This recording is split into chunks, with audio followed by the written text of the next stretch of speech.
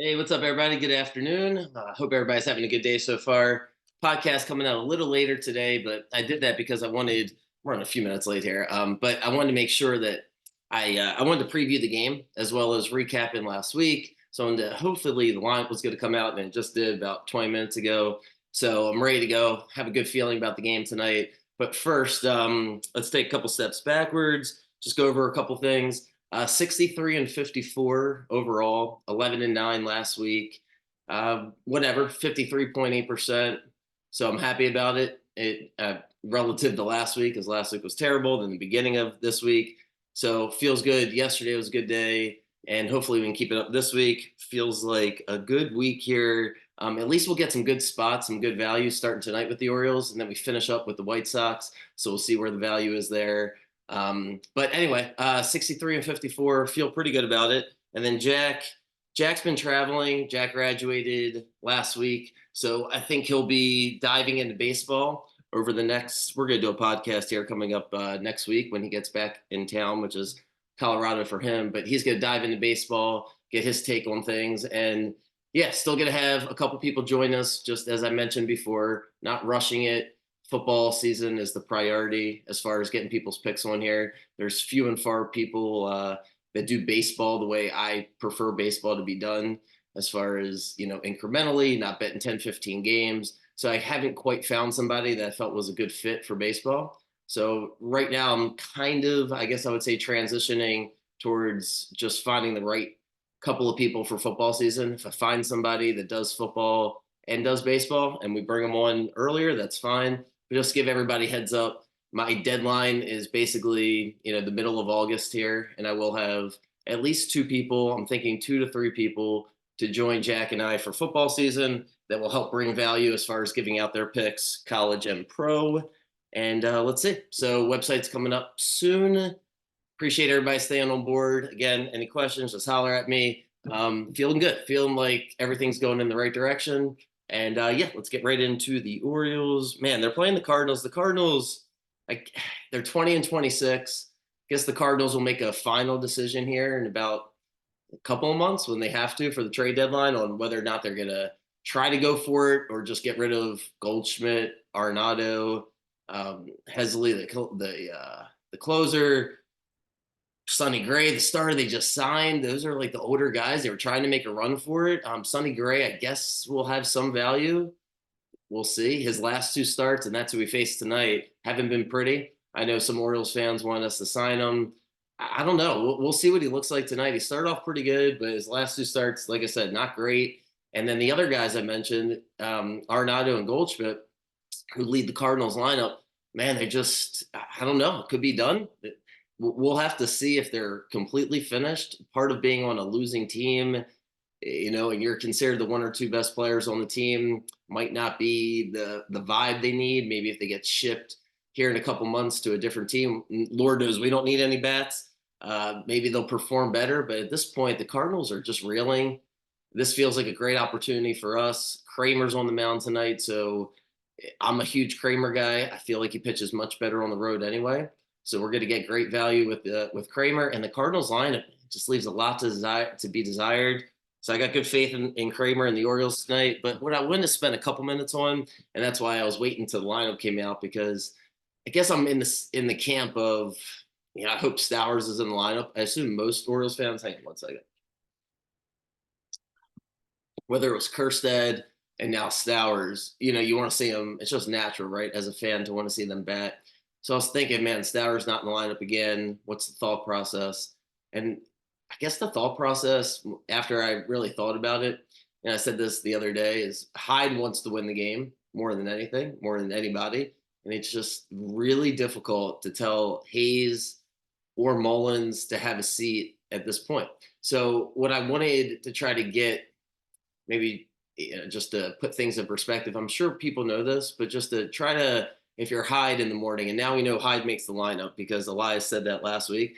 Maybe we'll get a follow-up on that. But yeah, that's what Elias said, that Hyde makes the lineup. So if you're Hyde, you're sitting there with your staff, and you have to go over the lineup. So each night, and Mountcastle is the casualty tonight, you have to pick one guy. And this is when Adley is catching.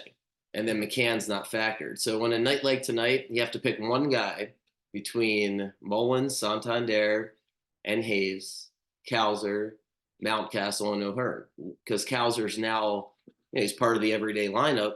So one of those guys has to be out each night, no matter what. One of those six guys. So tonight it's Mountcastle. Sometimes it's O'Hearn. When it's a lefty, it seems like the obvious choice is O'Hearn at the moment.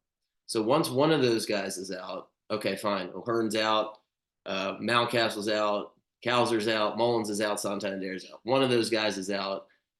That's a tough decision in itself. That's when, like I said, when it's a lefty, it seems like O'Hearn's just the guy that's out. But again, Stowers and Kerstead are also the lefties, so they don't get that spot. And then the fifth spot, on a night where McCann is catching and you want Adley to DH, now it's two guys you have to tell in that group that you have to sit tonight. So how does Stowers even get to play? I don't know. I guess it's the same thing as Kerstad. And then you're like, well, why is he even up here? And ultimately, besides for their value of getting to be in the big leagues, see some different parks, potentially get some pinch hit opportunities, the real value of Stowers, Kerstead, and now it seems like Jackson as well is to motivate the guys on the team, because it is the perfect, if you really think about it, you couldn't have constructed a roster to be any more perfect than the way the Orioles have it. And instead of gossiping every day about, oh, who should play and should we trade this guy, we really should marvel at how perfect it is, because the guys that are ready to play, they're not quite ready. Like maybe they're ready, but they're getting, I don't think they're quite ready. Like Kerstead, Holiday, and Stowers could play every single day, but if all three of them played every single day on a major league roster, they would have to go through growing pains. I don't think it's a 100-win team. So it's the perfect opportunity to let them come up, get disappointed, get to see the field. And if they play amazing, they force themselves in the lineup, kind of what Cowser did. I know he had more opportunities, but that's basically what he did the first couple of weeks of the season. Every time he got up, he just kept getting hits. He was doing a lot of spot starts also. So I actually think it's perfect, because Mullins yesterday it's a great example. It's hard. Baseball is a hard sport. And if you react because the guy's struggling for a few weeks and once you bring up the rookie and you permanently give him the spot, you can't change it. So it's just way better to do it this way. If the Yankees weren't playing so well, I think everybody'd be in a better mood. It's just the Yankees play so well, and now it's like, first of all, they played 4 more games than us, which is just weird. So we're technically 2 games out. Just a weird, it's a weird vibe, because even though we're playing well, everything's going, great on paper. The games that we've lost, there's like 4 or 5 winnable games, which just feels frustrating. And then, like I said, the Yankees are winning, so we're still in second place. But I actually I love what they're doing with the roster. It's frustrating on some level that Stowers isn't in the lineup the same way Kerstad wasn't, but I totally get it, especially from a coaching perspective. It's the ultimate. Like, you don't even have to motivate Santander, Hayes, and Mullins, and O'Hearn, and Mountcastle. Like, all of them, it's inherent. It's like these guys are waiting. The fans want to play. And then you can play the us against the GM. I don't know why he keeps bringing these guys up. You guys just keep hitting. I'll keep playing you. It's perfect. It's a perfect dynamic for Hyde. Now, Hyde's decision making, I'm a great individually. It's not like I want to move on from him. And it's okay. Sometimes when people say you're a bad fan if you criticize, or you're a bad fan if you always defend them, there's no such thing as a bad fan.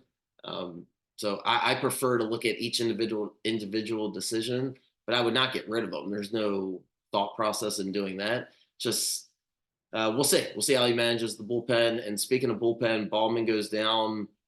I guess he has to go down unless you want to send Suarez down. So that's your decision, because it's not going to be Jacob Webb. He's just pitched way too good. It's Suarez or Bauman. Sorry. It's one or the other. Like, tough decision, really, really tough decision. And ultimately, if they're going to go to a 6-man rotation, meaning they're going to let Urban pitch with Grayson, with Kramer, with Bradish, with Means, with Burns, you're going to go 6-man, then somebody's got to be in the bullpen to pitch 4 or 5 innings. God forbid you need them because it's a bad start. Or if you go to extra innings and Ballman is, he's basically in the same category as Webb, where he's not going to pitch too many more innings than that. I guess he could go longer relief if you need to, but they ultimately go Suarez instead. It's tough. You can make the argument for Mike against each guy. Like when you go through each, whether it's like I said, whether it's Suarez or whether it's Webb, you could in a vacuum say I'd rather have Mike over one of those guys, but I feel like each one of those guys is better than Mike at what we need, right? Like if I wanted to just get the big out, I needed one out, and you're like, hey, Webb's ready or Ballman's ready, I'm going to bring in Webb. If I needed a guy to pitch 3 innings, I'd rather bring in Suarez. And I assume that was Elias's thought process. It just sucks. Same thing with McKenna. We'll miss McKenna. He's out in San Francisco. We'll see if what kind of career he has, and I guess that's about it. I gotta get rolling the Boys and Girls Club. Appreciate everybody. Good luck tonight. But yeah, I'm gonna be rolling with Kramer.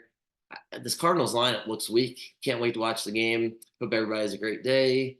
And yeah, see you guys tomorrow.